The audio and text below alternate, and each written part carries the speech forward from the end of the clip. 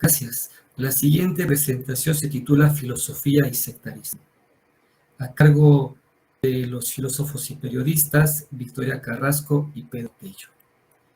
Victoria Carrasco Sánchez es filósofa, periodista y productora de radio mexicana. Actualmente es la directora general de la estación de radio por internet Radio Sofando.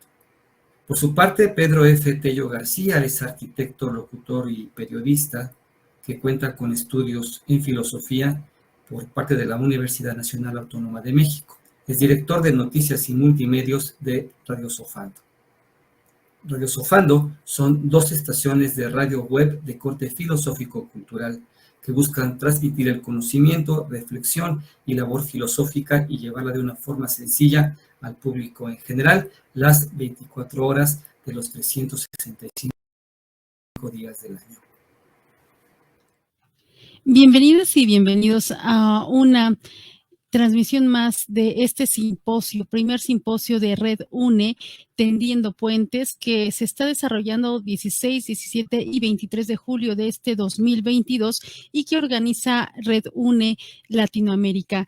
Y bueno, en este caso estamos transmitiendo Victoria Carrasco y Pedro Tello de Radio Sofando desde la Ciudad de México con esta, pues la continuación de este simposio con el título Filosofía y sectarismo.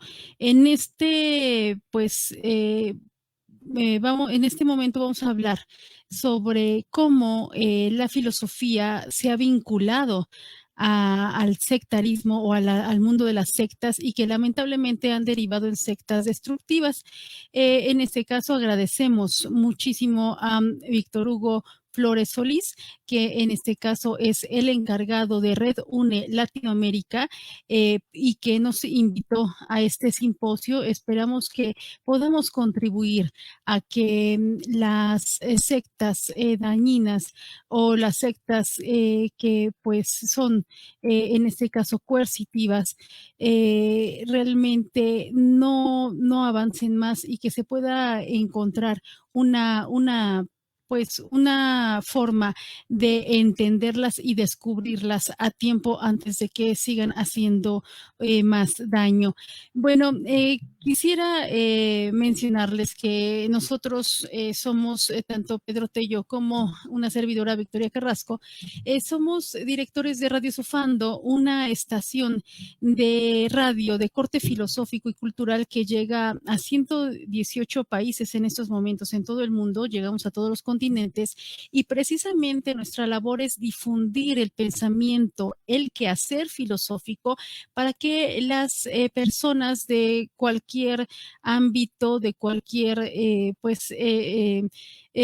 tipo de educación, religión o estadio sociológico o económico puedan entender o adentrarse o tener un primer contacto con la filosofía.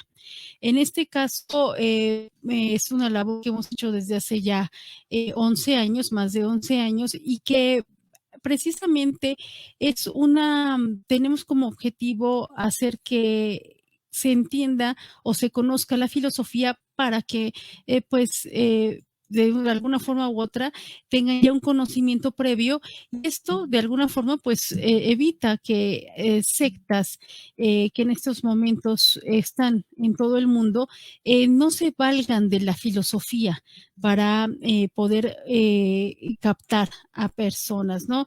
Llevar el conocimiento de la filosofía creo que es primordial para que las personas tengan un pensamiento crítico y sepan que hay o de qué se trata la filosofía. Ahora, hay un problema en este aspecto histórico de por qué la filosofía ha sido vinculada a sectas o a grupos sectarios y que pues lamentablemente han derivado en terribles momentos históricos en donde se ha abusado de estos conocimientos filosóficos con el detrimento de muchísimas personas. Aquí nos gustaría comenzar brevemente con cómo se ve la filosofía desde los inicios, ¿no? De lo que sería o lo que conoceríamos como civilización humana, ¿no? O sea, todo lo que se ha reunido a través del tiempo de conocimiento que se ha tenido como pues un bagaje cultural a lo largo de la historia de lo que se tiene en cuenta la historia de la humanidad. Y vamos a ver que va a comenzar en este caso de alguna forma, de alguna manera, en la historia, con el caso de un libro que va a escribir Diógenes Laercio. En este caso, vamos a ver que Diógenes fue un gran pues, historiador, y precisamente Diógenes Laercio, que va a estar, pues va a nacer en el 180, en el año 180 después de Cristo, va a fallecer en el 240 después de Cristo, va a elaborar precisamente tratados para hacer una recopilación de la historia, no solamente en este caso de su tiempo, sino de todo el tiempo que le antecedió, a hablar de los incluso de los egipcios, va a hablar obviamente de los griegos, pero en esta situación, en este contexto, vamos a ver que Diógenes Laercio va a escribir un libro que se llama Vida de los filósofos ilustres. Yo se los recomiendo, que es un libro bastante grande, pero en este caso, si nosotros conocemos cómo Diógenes nos dio a su vez a conocer a los filósofos, vamos a comprender un poco de por qué se está dando esta situación de las sectas. Diógenes Laercio, incluso en el libro primero de este libro sobre la vida de los filósofos ilustres, va a mencionar que el primer filósofo que se conoce como tal va a ser Pitágoras. En un diálogo con Cición va Pitágoras a hablar de que el filósofo es aquel que ama la sabiduría. En ese tiempo no había filósofos, se conocían como sabios o sofistas. Entonces, sofistas de la palabra sofos, que es conocimiento. Así es. Entonces, en este caso, Diógenes lo que va a mencionar es que el primero va a ser Pitágoras, el primer filósofo, porque él mismo se va a llamar así, un amante de la filosofía, de la sabiduría. O sea, no se va a llamar sabio. Dice que la sabiduría solamente, o sea, en la obra de Pitágoras, Pitágoras va a mencionar que solamente la sabiduría la pueden tener los dioses. Y entonces él solamente es un amante de la sabiduría.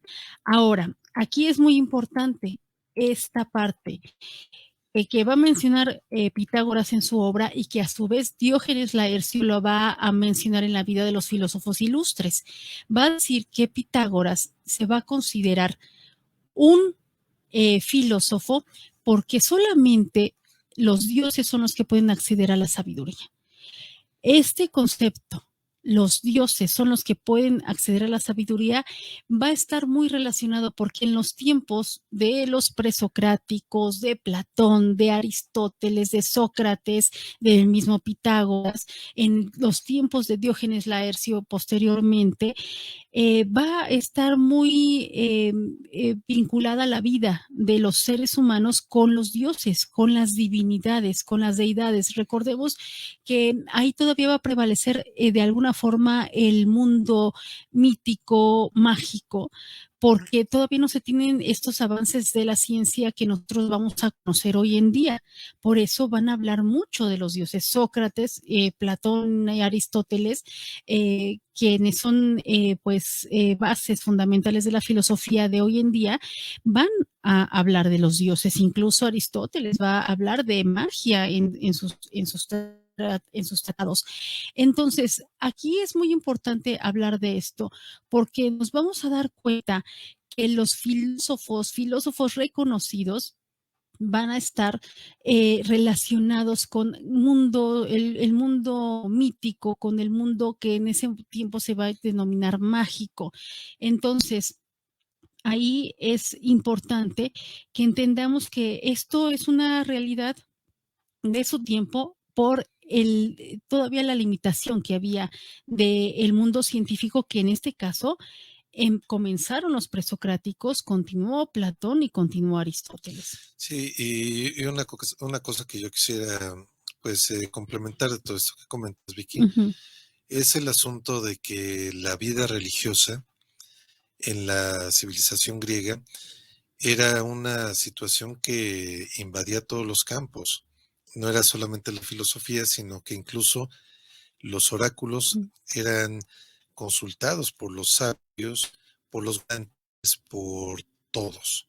El oráculo era una parte fundamental de la vida y el oráculo tenía un contenido místico, era el contacto entre los dioses y los hombres. El oráculo más famoso es el oráculo de Delfos, que estaba dirigido a Apolo Pitias, y de ahí el nombre de las pitonisas, que eran las sacerdotisas de Apolo. Entonces, la vida religiosa invadía todas las esferas. No era que por un lado estuviera la religión, por otro lado estuviera la política, como hoy día lo vivimos, sino que religión, política, conocimiento, sabiduría, enseñanza, todo estaba junto. Y el que mandaba era obviamente la religión, porque incluso hasta los propios gobernantes consultaban al oráculo antes de tomar una decisión política, ¿no? Así es. Entonces, en este caso, vamos a ver que la filosofía, como todo lo que había en ese tiempo, estaba relacionada con, en este caso, las divinidades. Y no solamente esto lo vamos a encontrar en la antigua Grecia, en la antigua Roma, con los egipcios, sino lo vamos a encontrar en China, en India y también en el pensamiento mesoamericano, donde hay también pensamiento filosófico que está vinculado como los otros, con las divinidades, también con la parte mítica y la parte religiosa. Entonces, aquí precisamente es algo que queremos destacar, que en sus orígenes la filosofía estuvo vinculada con pensamiento religioso y pensamiento mítico. Ahora, esto lo que vamos a ver es de que al evolucionar también el pensamiento filosófico se va dividiendo, y esto va a ser a raíz del trabajo de Aristóteles, en donde se va a hacer ya esta división de la ciencia. O sea, la filosofía, este amor a la sabiduría va a dejar, se va a hacer a un lado para dejar paso a lo que conoceremos como la física, la química, la biología, las matemáticas, la historia. Entonces, en este caso va la literatura, ¿no? En este caso vamos a encontrar una división a partir de Aristóteles, y de ahí ya este mundo mítico, este mundo mágico, incluso este mundo religioso se va a separar. Esta separación no va a ser a partir de Aristóteles, o sea, poco a poco, paulatinamente con los siglos, se va a ir desmembrándose, ¿no? Esta unión tan sólida, y se va a ir haciéndose estas líneas, y de ahí pues los científicos van a tomar ya la parte de la ciencia y van a apartarse de lo que es el pensamiento mítico, religioso y también filosófico. De hecho, aquí nada más haciendo un paréntesis, nos vamos a dar cuenta que a partir de Descartes ya va a haber esta división, ¿no? Esta división tajante entre lo que es religión y lo que es filosofía y lo que es ciencia. Pero antes de llegar a esta parte de Descartes, quisiera mencionar que en este libro de Diógenes Laercio sobre la vida de los filósofos ilustres, en su página 41, esto todavía es el primer capítulo, ¿no? de la vida de los filósofos ilustres de Diógenes Laercio, él va a mencionar este primer capítulo, en el fragmento 18, va a decir, lo voy a citar, 3 son las partes de la filosofía: física, ética, dialéctica. La física trata sobre lo que respecta al cosmos y lo que hay en él. La ética sobre la conducta y las cosas en relación a nosotros. La dialéctica es lo que abarca los razonamientos de unos y otros. Y hasta Arquelao, la física era general desde Sócrates, como ya se ha dicho, la ética, y desde Zenón de Elea, la dialéctica. Aquí quiero hacer un paréntesis. Zenón de Elea va a ser el fundador del estoicismo. En este caso, continúa en este párrafo 18 del capítulo 1, Diógenes Laercio, sobre su vida de los filósofos ilustres, va a decir, de la ética hay 10 sectas. La académica, en este caso se va a referir a Platón, la cirenaica, la helíaca, la megárica, la cínica, la erétria, la dialéctica, la peripatética, en este caso sería de Aristóteles, la estoica y la epicúrea. En este caso, continúa en el fragmento 19, Diógenes va a decir, fundó la Academia Antigua Platón, la media Arcesilao, la nueva Lácides, la cirenaica Aristipo de Cirene, la helíaca Fedón de Élide, la megárica Euclides de Mégara, la cínica Antístenes de Atenas, la erétria de Menedemo de Eretria, la dialéctica Clitómaco de Cartago, la peripatética Aristóteles de Estagira, la estoica Zenón de Sitio y la epicúrea recibe su nombre del propio Epicuro. Hasta aquí es esta síntesis del párrafo 18 y 19 de la vida de los filósofos ilustres de Diógenes Laercio. En este aspecto, aquí quisiera yo mencionar, resaltar el concepto de sectas. Aquí vamos a ver una primera acepción de sectas que va a realizar Diógenes Laercio. Esto en la situación. Serían sectas en la filosofía. Es que precisamente es a lo que voy. Esto desde el punto de vista que vamos a tener el concepto de sectas como escuelas o como grupos. En este caso no vamos a tener este concepto de denostativo que daría ya después la Iglesia Católica a sectas, ¿no? Refiriéndose a grupúsculos que se separan del catolicismo, o en este caso incluso que en algún momento se van a separar incluso del cristianismo. Entonces, aquí ya Diógenes Laercio habla de sectas como parte de algo, como miembros de un grupo que van a seguir estas enseñanzas, ya sea de Pitágoras, ya sea de Platón, Aristóteles, de Epicuro, pero aquí lo que quiero resaltar es de que sí se va a empezar a mencionar este concepto de grupos específicos que siguen a un maestro. O sea, esto es lo fundamental. Aquí ya se está dando una idea por parte de Diógenes de que hay personas que van a seguir a maestros de sabiduría, o sea, en este caso del concepto que ellos tenían los griegos antiguos como amantes de la sabiduría, el concepto que va a dar Pitágoras, el concepto de personas que van a querer trascender en conocimiento, que van a querer unirse, en este caso, de alguna forma u otra, a los dioses, o sea, trascender la parte humana, o sea, dejar de ser humanos en el aspecto de ser menos que dioses, o sea, acceder al conocimiento tal que nos lleve a un aspecto, a un grado de divinidad, pero como un concepto de evolución humana, de trascender la parte material, que esto lo podemos entender, esto si leemos a Platón, cuando habla del topos uranos, cuando habla de que hay ideas que son lo que es verdadero y nosotros estamos, en este caso, encadenados en la caverna y estamos atados a la materia y por eso no podemos contemplar la verdad, no podemos contemplar la realidad.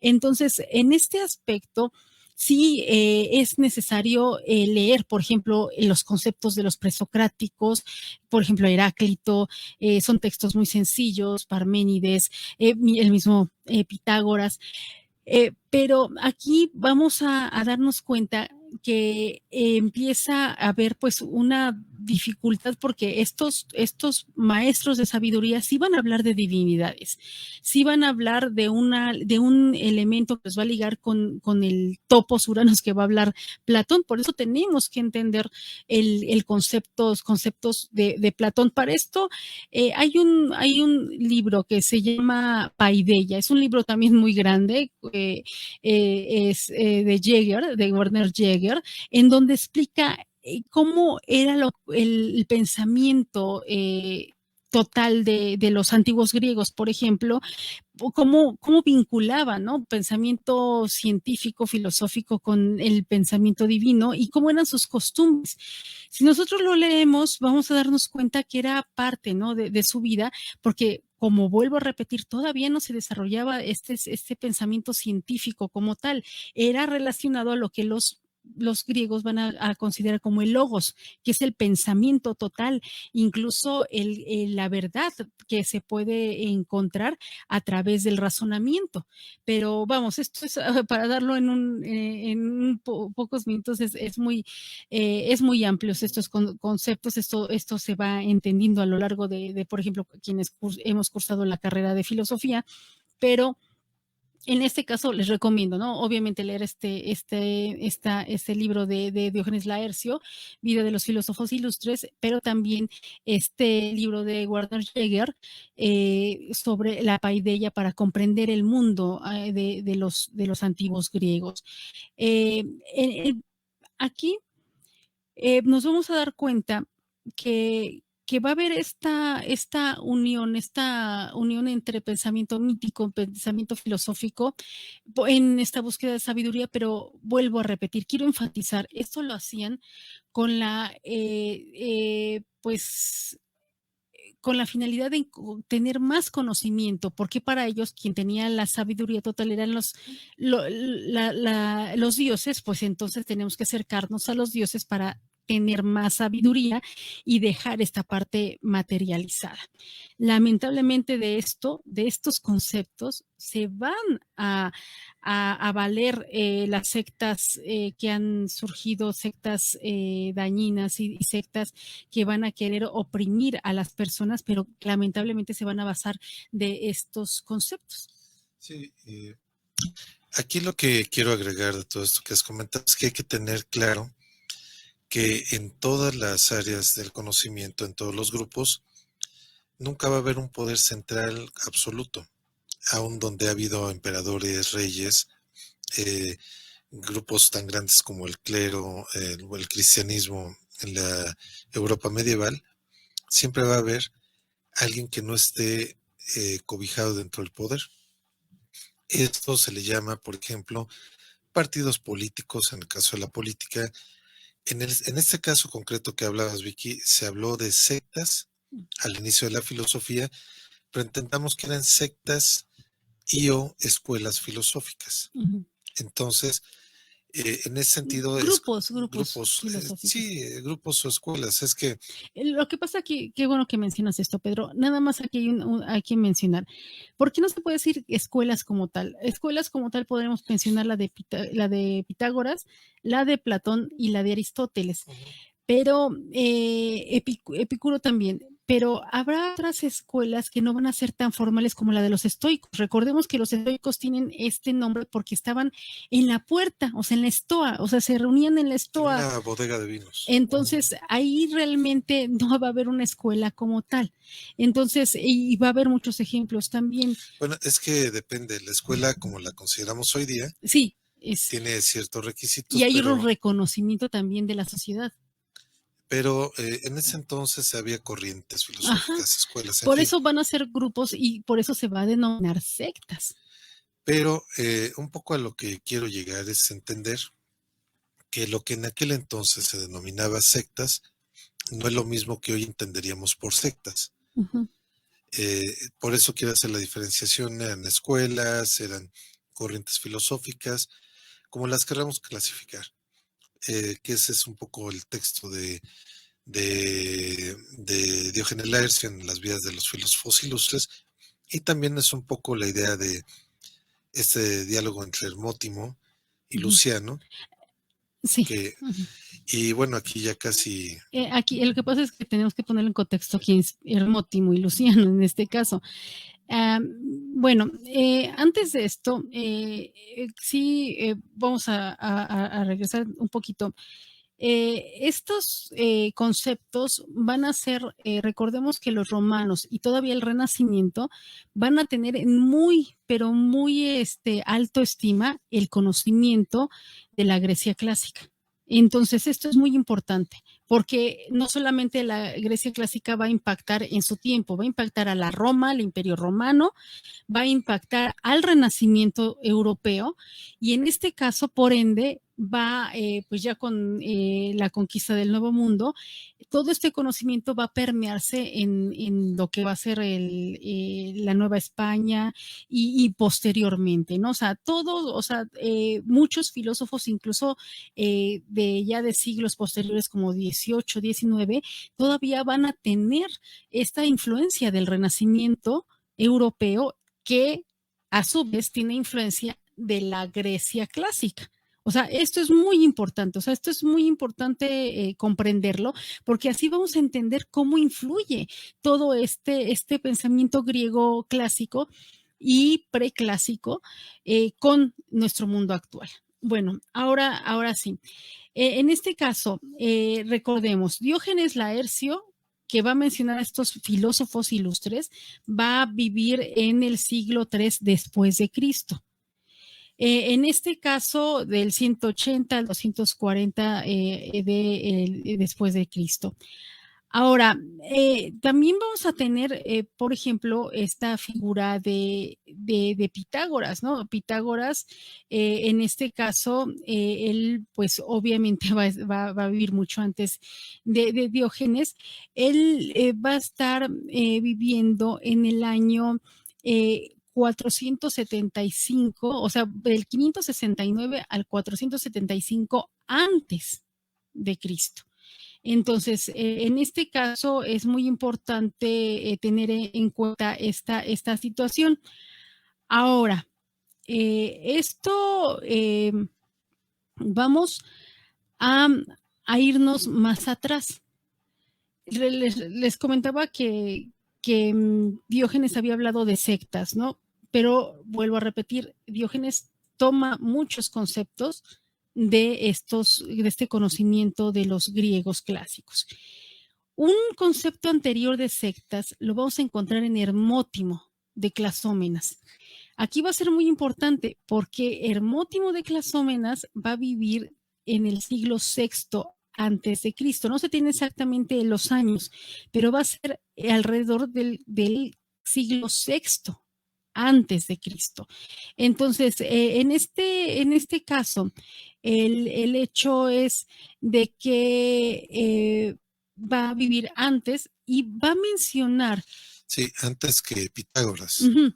Entonces, él va a mencionar, por ejemplo, va a tener un diálogo que se llama diálogo de Hermótimo y Luciano, porque realmente Luciano de Samosata va a ser un escritor que pues va a hacer va a transmitir este diálogo. Luciano de Samosata lo va a mencionar a Hermótimo de Clasómenas como un pitagórico. Entonces aquí vamos a tener realmente un pitagórico que estuvo incluso antes de Anaxágoras. Entonces aquí se va a empezar a entrelazar las historias que a veces va a ser un poco paralelas o a veces no se va a tener claramente la historia. ¿Por qué? Porque aquí va a haber un problema. Y ahorita lo vamos a dar y tal vez no quede muy claro, pero bueno, si tienen algún comentario, pues después lo podríamos aclarar. Hermótimo, repito, no se sabe exactamente cuándo nació, pero va a ser en el siglo VI antes de Cristo. Ahora, el mismo Pitágoras va a mencionar, incluso el mismo también en Diógenes Laercio va a decir que Pitágoras va a mencionar a su vez que él fue una reencarnación de Hermótimo. Pero aquí tenemos un problema porque Luciano de Samosata, con quien tiene un diálogo, va a mencionar que es un pitagórico. Hermótimo. Entonces aquí hay un problema histórico que, bueno, esto ya sería cuestión de los historiadores ver quién fue primero, o sea, quién tiene la influencia, o incluso si Pitágoras se refiere a otro Hermótimo. O sea, esto también podría ser una posibilidad. Pero a lo que vamos, o sea, olvidémonos de la parte histórica y de estos problemas filosófico-históricos o histórico-filosóficos. Aquí yo lo que quiero resaltar y que, bueno, buscamos resaltar en este encuentro, es de que Pitágoras va a hablar de un tema que es la reencarnación. Este tema tampoco es tan, raro, porque Platón también va a hablar de la reencarnación, solo que él en lugar de decir reencarnación, va a hablar de la transmigración de las almas. Esto lo pueden encontrar al final del libro 10 de la República de Platón. O sea, esto es ampliamente conocido. Casi en la filosofía no se conoce, o sea, no se habla, más bien, sí se conoce, pero no se habla, porque pues ya es otro, o sea, es lo que mencionamos, es todavía este pensamiento mítico, mágico, que no se reconoce, que la filosofía actual ya no reconoce. Entonces, en este caso, Pitágoras va a hablar de una reencarnación, que él es reencarnación de Hermótimo. Bueno, aquí la situación es de que tenemos estos conceptos que muchos maestros de sabiduría en la actualidad, que se dicen ser maestros de sabiduría, que son líderes de sectas, que son pues terribles, que son dañinas, que son coercitivas, en este caso se van a valer de estos conceptos. Es que yo soy la reencarnación de Pitágoras, yo soy la reencarnación de Platón, yo soy la reencarnación de no sé quién, Egipto, es más, yo soy la encarnación de dioses, ¿no? De divinidades. Entonces, en esta situación, tenemos que entender que, vuelvo a repetir, había un vínculo muy, muy, muy fuerte entre el pensamiento mítico, religioso y mágico. Entonces, el hecho es de que Pitágoras va a tener esos conceptos, pero también va a tener conceptos fundamentales para el desarrollo científico, aún en la actualidad, de medicina, de matemáticas, y en este caso también cuestiones éticas, o sea, o bioéticas. Y de música también. Exactamente. Entonces, vamos, en este caso, Pitágoras, como otros grandes filósofos como Platón y Aristóteles, van a tener estos conceptos tanto de conocimiento científico como de conocimiento religioso o mítico. Entonces, la situación es de que lamentablemente los filósofos antiguos griegos y después el Renacimiento, o sea, van a avalar estos conceptos que se manejan mucho, que se utilizan mucho por las sectas coercitivas o sectas dañinas, porque lo manejaron los grandes filósofos de la antigüedad. Sí, pero antes de entrar a eso, ¿qué te parece si aterrizamos primero esas diferencias? Porque en la antigüedad pues veíamos proyectos como el de los pitagóricos, que eran proyectos filosóficos, pero también eran proyectos políticos y también incluso hasta de modelo de vida. Claro. Que ahí es donde creo que se empiezan a dar ciertas confusiones o se aprovechan de ciertas confusiones. Aquí también igual, en el caso de Platón, también existen elementos y aquí nada más para poder plantearlo. Es normal que haya divisiones, que haya sectas, en este caso, como se hablaba de la filosofía, eso es normal, no habría que asustarnos. En el caso de la política, en la política se llaman partidos claro. políticos. Entonces, no son sectas políticas. No son sectas. Entonces hay que pensar que esto es algo completamente lógico porque afortunadamente, no todos pensamos igual. Entonces se empiezan a dar estas diversas corrientes, pero aquí en el tema que nos ocupa precisamente es Cuando ya se dan las doctrinas filosóficas, que es cuando un maestro de la escuela filosófica o de la secta filosófica, como lo diría Diógenes Laercio en su libro, dice cómo comportarse, cómo comer, cómo pensar. Esto es lo que yo creo que ya hay que tener un poco de cuidado ahí. Ahora, precisamente hace rato, Vicky, hablabas de los pitagóricos. Los pitagóricos tenían una dieta tan particular que, por ejemplo, no comían carne, no comían pescado, porque decían que los peces eran apropiados para ser ofrecidos en sacrificio a los dioses. No es que la proteína no fuera la adecuada, pero los peces eran para los dioses. Entonces, tenían actividades tan particulares como decir, no comemos habas y nos despertamos con cierta luz del día a ciertas horas. Entonces, todo eso tenía un cierto sentido de purificación del cuerpo y del alma, al igual que cosas que hablaba Platón. Pero creo que ahí es precisamente donde hay que empezar a tener cuidado, porque si sacamos de contexto y de época temporal este tipo de nociones, va a haber gente que diga, por ejemplo, yo soy vegetariano, soy vegano, me digo que soy, yo mismo digo que soy una reencarnación de Pitágoras, y entonces empiezo a mover todo esto, como decías hace rato, a través de ciertos temas que son muy difíciles de corroborar. ¿Yo cómo puedo corroborar que una persona es reencarnación de otra?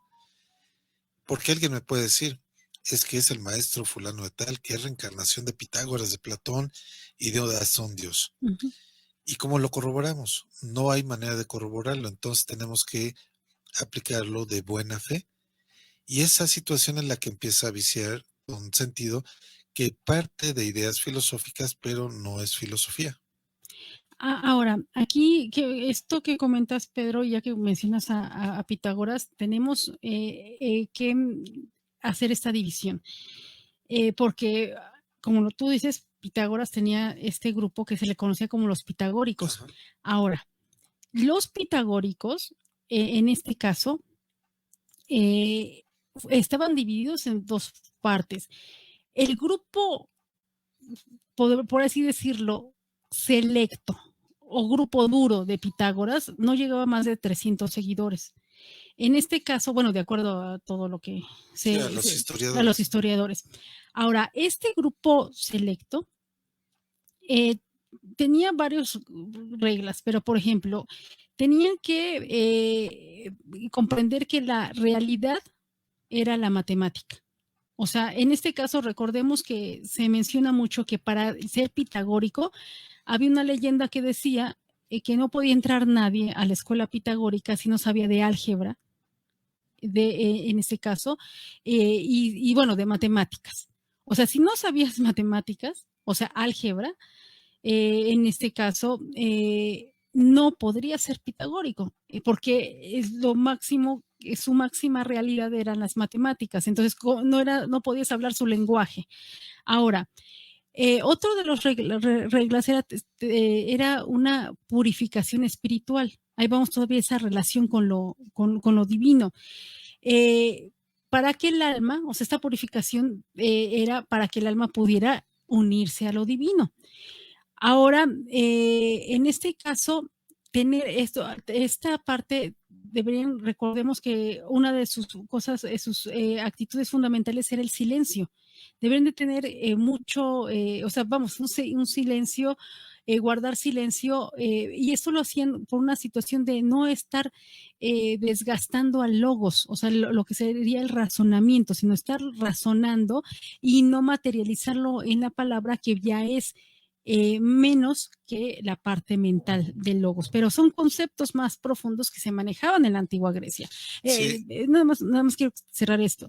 Ahora, aquí la situación es de que de este grupo duro estaba la otra hermandad. De hecho, ellos se llamaban matemáticos. Este grupo duro de Pitágoras se llamaba matemáticos, no se llamaban pitagóricos. La hermandad pitagórica eran de hombres y mujeres que no podían llevar todas estas pues el silencio absoluto, no podían comprender tantas matemáticas, ni hacer tantas purificaciones espirituales, pero sí les interesaba conocer la verdad. Entonces eran hombres y mujeres que eran aceptados y que vivían en sus casas. Vamos, los matemáticos, o sea, el grupo duro de Pitágoras no tenía posesiones materiales.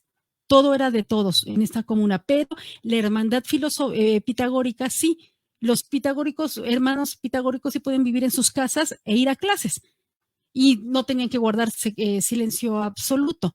Eso es la diferencia, que Pitágoras decía, bueno, el que no tenga esta capacidad de tener lo que nosotros hacemos, puede venir a conocer, pero no está.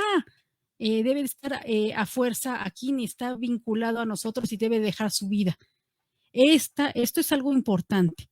Esto también lo va a hacer Platón, esto también lo va a hacer Aristóteles. Van a tener su grupo de allegados, pero en este caso no les van a exigir esta sumisión total, ¿no? Que exigen ahora las sectas.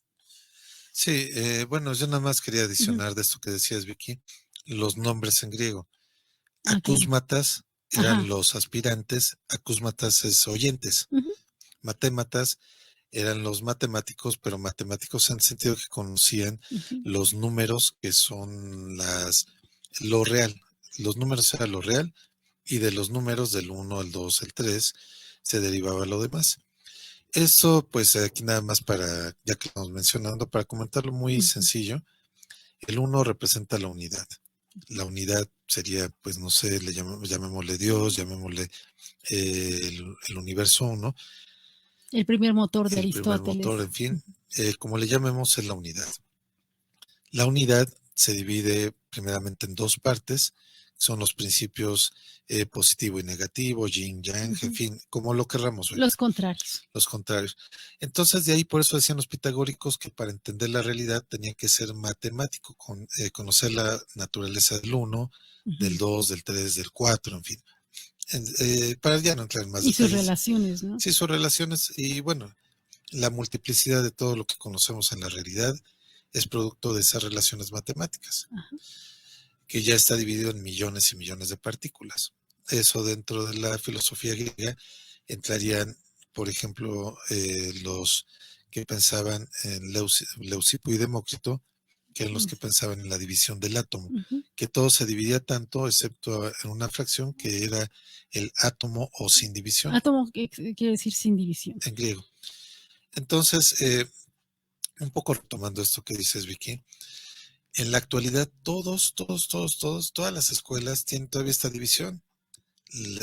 A algunos les sonará la palabra oyente, que es alguien que quiere ingresar a una clase, el maestro o el profesor le dice, si puedes entrar, como no estás inscrito en la materia o en la carrera o en la facultad, pues estás como oyente o como escucha.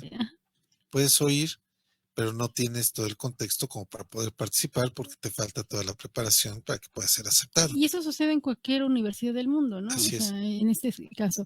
Y aquí el hecho es de que Pitágoras, o sea, tan es así la importancia de las matemáticas, porque alguien pues, bueno, ya no quiero saber el simbolismo del 1 al 10 y ya soy matemático. No, recordemos que Pitágoras, bueno, a él se le va a atribuir el teorema de Pitágoras, que se usa, vamos, en matemáticas, en ingeniería, en la arquitectura, o sea, vamos, en muchas partes, ¿no? Va a estar la idea de los sólidos perfectos, va a hablar de los poliedros regulares, los ángulos interiores de un triángulo, la irracionalidad de la raíz cuadrada, vamos a tener los números perfectos, los números amigos, las medias, esto vamos, en cómo se utiliza, ¿no? Hoy en día las medias, en este caso, medias armónicas, medias geométricas, media aritmética, los números enteros, números poligonales, el tetractis, en este caso va a ser esta figura triangular compuesta por 10 puntos, esta es muy famosa, ¿no? Esta figura, ordenado en 4 cuatro filas, pero vamos, en esas situaciones de que tenían una profundidad de conocimiento, o sea, no es de que empezaran a estar hablando de que, bueno, no sé, los dioses y estuvieran en su mundo. Esas reflexiones filosóficas, científicas, las plasmaron en conocimiento que tenemos hoy en día. Entonces, todo esto es muy diferente, pero muy diferente a lo que conocemos hoy en día de sectas manipuladoras, sectas coercitivas, porque lo que buscan las sectas es que la gente no piense.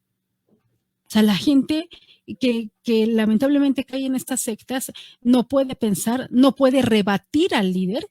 Y vamos, nada más les recomiendo leer a los diálogos de Platón, en donde a Sócrates lo refutan y de ahí sale mucho conocimiento. Entonces, y Pitágoras va a ser igual, y en este caso Aristóteles y Platón, y así las situaciones de que esta es la diferencia. O sea, sectas como en la antigüedad se conocían filosóficas, van a permitir el libre pensamiento, van a permitir el razonamiento, porque de eso se trata. Entre mayor razonamiento, se va a llegar al logos primordial, a la divinidad, o sea, a la verdad absoluta. Sí, aquí me gustaría, bueno, ya que estamos, ya que nos quedan 15 minutos para concluir esto, poder aterrizar más.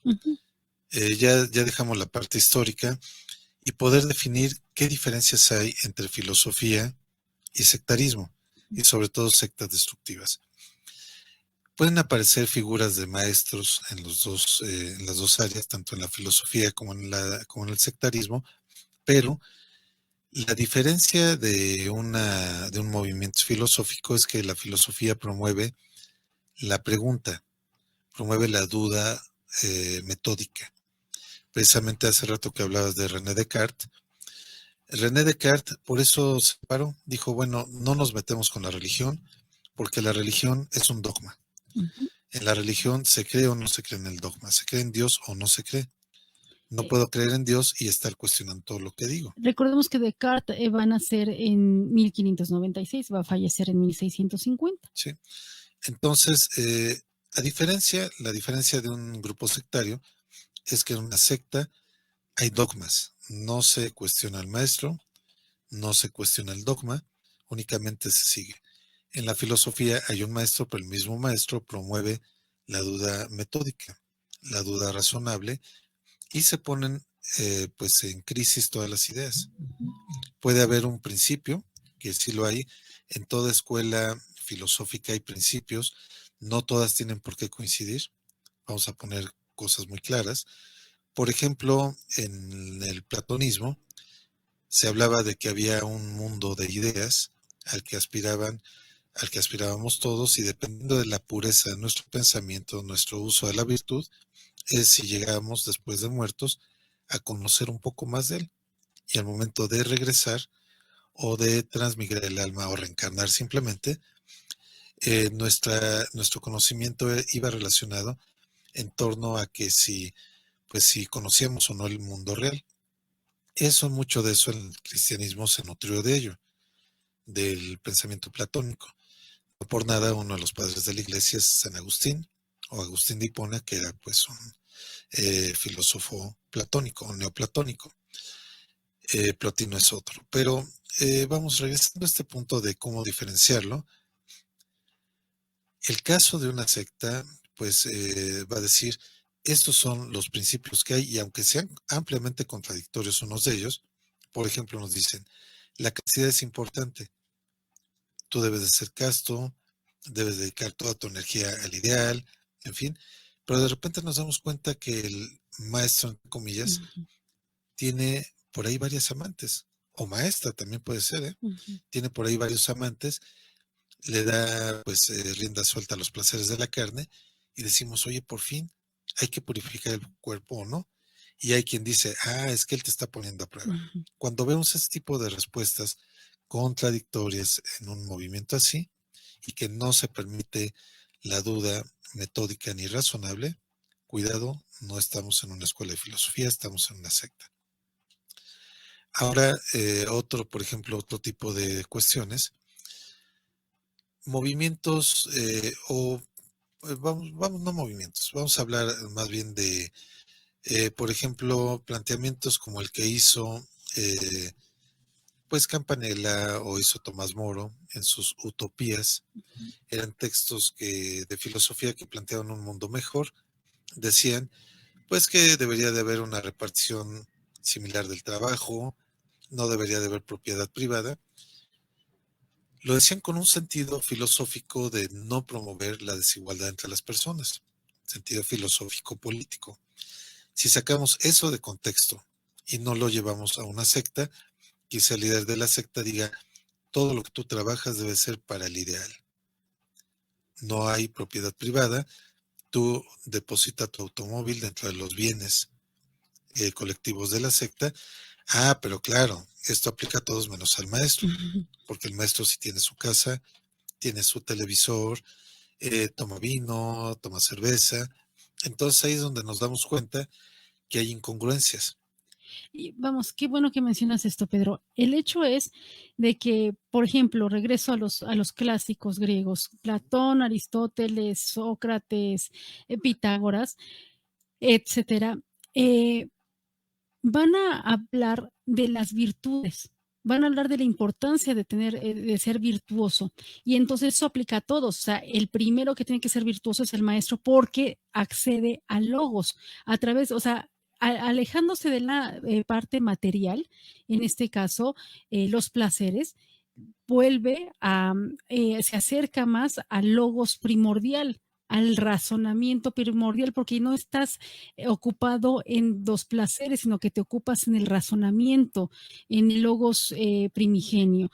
Entonces, ahí va a ser la diferencia, porque entonces ya no tiene justificación que el maestro sea el que tiene los placeres y los bienes materiales para llegar a esta divinidad que decían los filósofos de la antigüedad es ser virtuoso, que la virtud te lleve a esta parte divina. Entonces no hay justificación para que los maestros o el gran maestro sea el único, ¿no? Que goce, ¿no? De estos placeres. Punto de vista filosófico, o sea, si vemos la historia de la filosofía y lo que han dado los filósofos, es una mínimo, es una grosería o es impensable denostar el razonamiento humano, o es decir, que venga un extraterrestre o que venga un ser de otra dimensión, un ser de otra dimensión para enseñarnos algo cuando nosotros tenemos ese razonamiento a través de logos, o no podemos en este caso rechazar una parte que es humana por esencia, que es la capacidad del razonamiento, el logos de los antiguos griegos,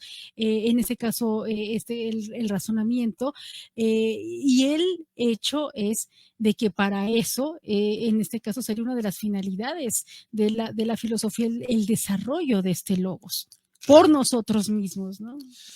Y bueno, además de todo esto, creo que también lo que es justo decir es que hay que tener muy claro que aunque Voltaire pues claramente se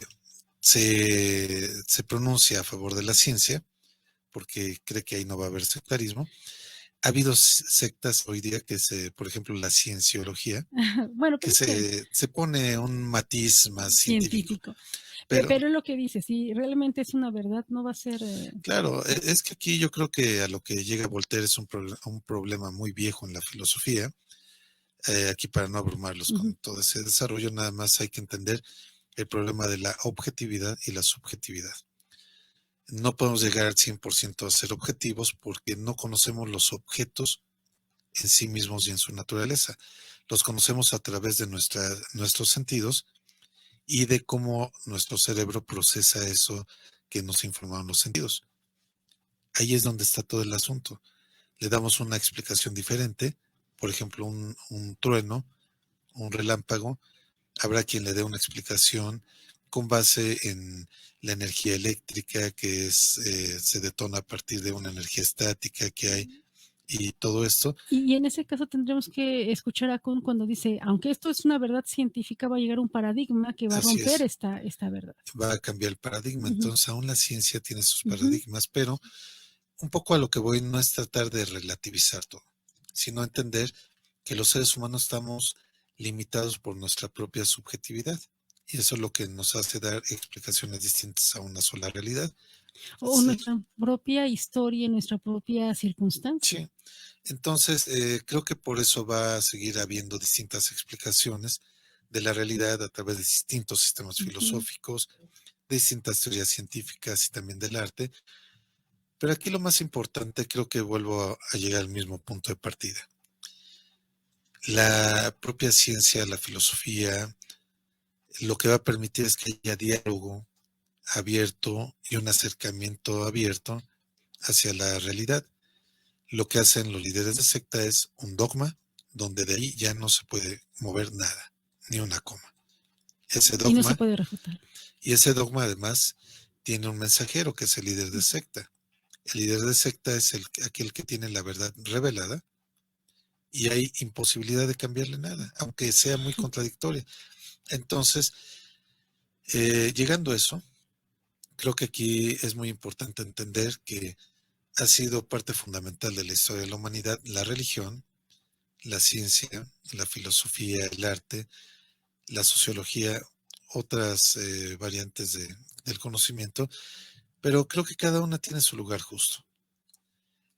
Habrá quien diga que la ciencia es lo que debe de predominar, habrá quien diga que la religión, habrá quien diga que la filosofía, pero creo que entendiendo eso, todas esas partes son distintas. La filosofía no es religión, aunque se haya ocupado filosofía para validar la religión, como fue el caso de los filósofos escolásticos en la Edad Media, que a través del pensamiento de Aristóteles sobre todo querían convencer a la gente de que Dios existía. Con estas, por ejemplo, 10 o 16 nociones que sacó Santo Tomás o Tomás de Aquino para demostrar la existencia de Dios. Yo creo que ahí cada conocimiento es válido, pero pretender involucrar filosofía en religión y que la filosofía se someta a la religión es otra cosa.